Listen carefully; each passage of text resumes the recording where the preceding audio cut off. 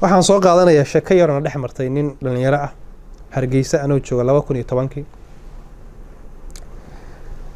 ayaan maamo hooyada iyo xanuunsan oo wadnaha laga hayaan geeyay dhakhtar baan marka u kalahay goor hore oo subax 10 saac meelaha wadnaha kaarkiisa si loo aan u soo qaadan 10 saac aan soo kacay aad baa joog u qabow ahaa faylkii baan soo galay faylkii ana ku jira waxa igu soo xigsaday wiil dhalinyaro oo qiyaastii 30 sano meelaha jira hadaan cabaar meeshii faylka ku jirna lambarkeena aan wali qaadan ayaa inankii la hadlay wuxuu yiri maada xanuunsan mise qof baa kaarka u doonaysa markaas aan ku yiri ma hooyo xanuunsan oo u doonaya inaan lambarka u qabto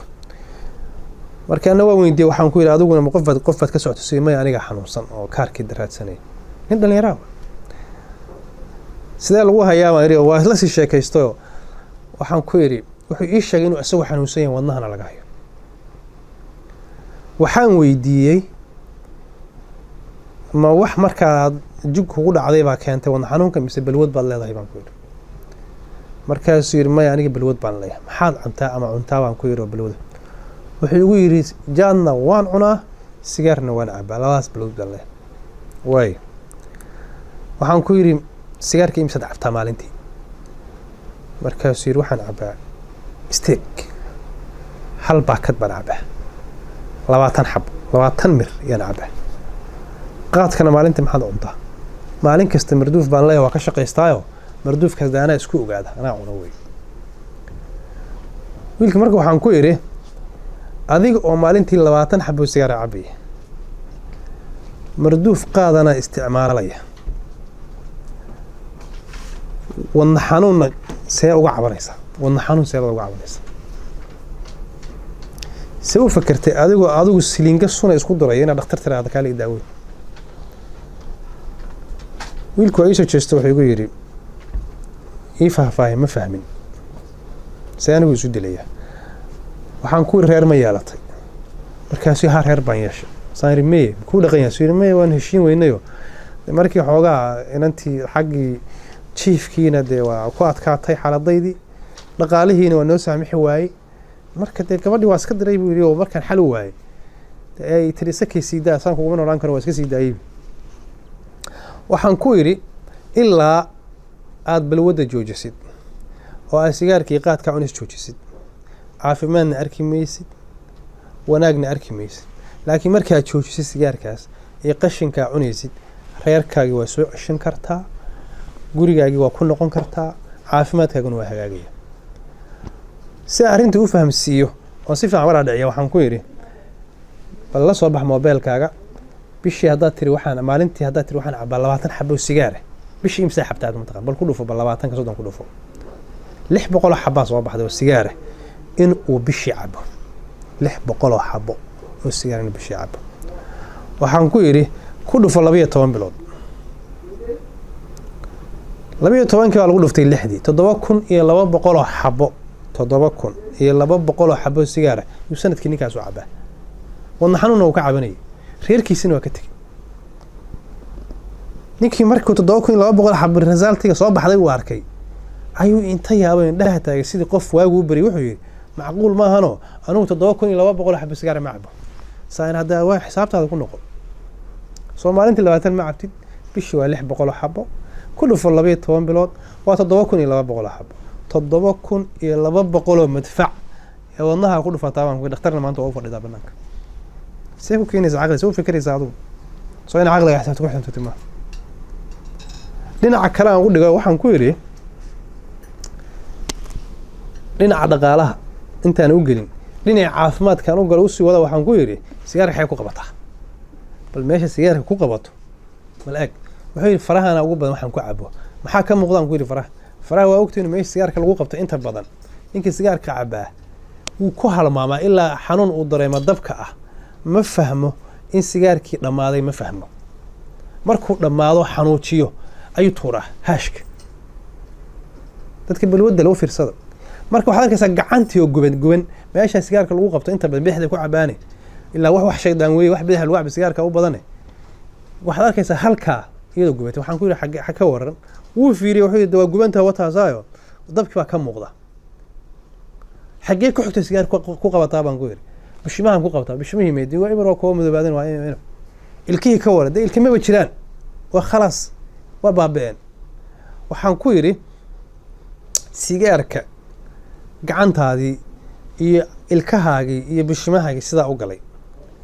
oo ah waxa subaxii markaad kacdada aad dhaqaysid ood ka cadayanaysid oo aad baabi'inaysid bakteeriyada halkaa saaran saa u gubay maxaad u malaynaysaa gudahaaga inay gaarsiiyeen uu ka garaa wallaahi wuxuu yiri way ka darantaa sababtoo gudihi waa waxaan baa hawo gelayn waa meel aan hawo helin waa meel aan dhaqi karin wallaahi dhib baa ka jiro waxaan ku yiri waxaad ogaataa marka adiga adaa isdilayso qof ay badbaadi inaad tirahdo waa khalad horta adigu dilka iska jooji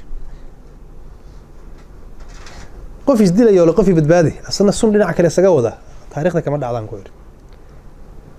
7200 xabo sigaar ay cabaysaa caafimaadkaaga ilkahaaga iyo gacantaada iyo jirkaaga iyo beerkaaga ku baabiinaysaa dhinaca dhaqaalaha u soo noqo dhaqaalihi haddana waxaan ka tusay qarashka ku baxa sigaarka 7200 xabo yaan xisaabino ilaa $400 lacag ku dhow ayay noqotay lacagtu sigaarka sanad ku cad waa in hadda maalintii $10 qaatay ninkaas $400 lacag ku dhow ayuu sigaar ku cabaa sanadkii dhinacii qaadkan xisaabinay 3700 iyo xoogaa jarjar yay noqotay lacagta uu qaadka ku cuno sanadkii $4000 taqriiban ayay noqotay sanadkii ninkaas wuxuu qaadii sigaar ku cuno waan xasuustaa Cismaan Xuseen baa la oran jiray ninkaas samigayba ahaa Cismaan baa la oran jiray Xuseen waxay u noqotay kulankayga kulan qiimo gal ah wuu la yaabay